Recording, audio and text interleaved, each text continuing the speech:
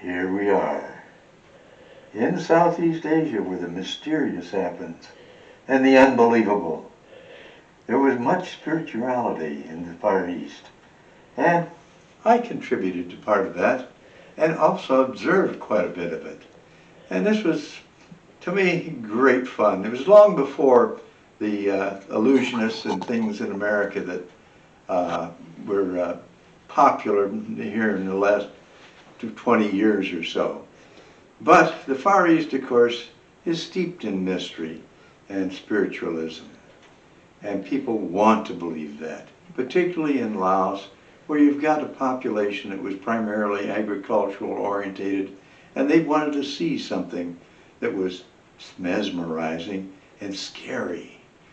There were several of these acts around that did things like piercing themselves with needles and things, and okay.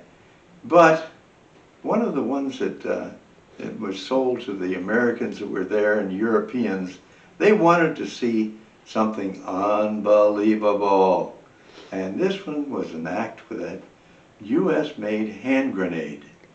For a fee, he would come over and put on an act for people.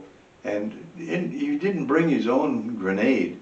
He'd take a grenade from the audience that was handed to him.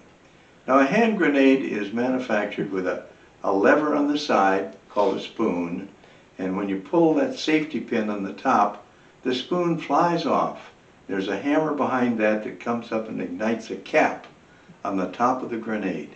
This ignites a fuse. It'll burn for 5 to 7, 6 seconds, and before it hits the main charge, blowing the thing up.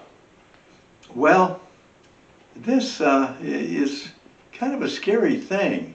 And this guy would go through all the motions of praying over it and the rest of that, pick up the grenade, pull the safety pin out, release the spoon on the side, which would fly off, allowing the hammer to ignite the fuse.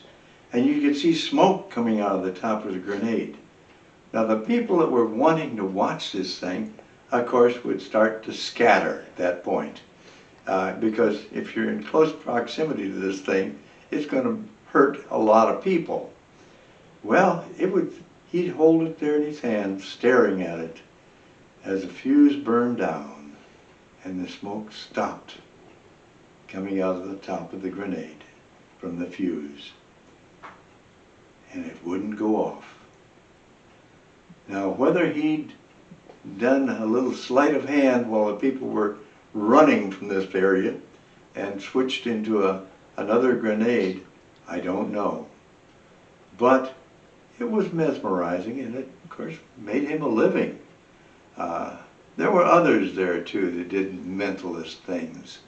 I've seen the people with the needles and things that's jamming themselves, and this was in the state fairs back here in America. But there was also mentalists there that would tell your fortune.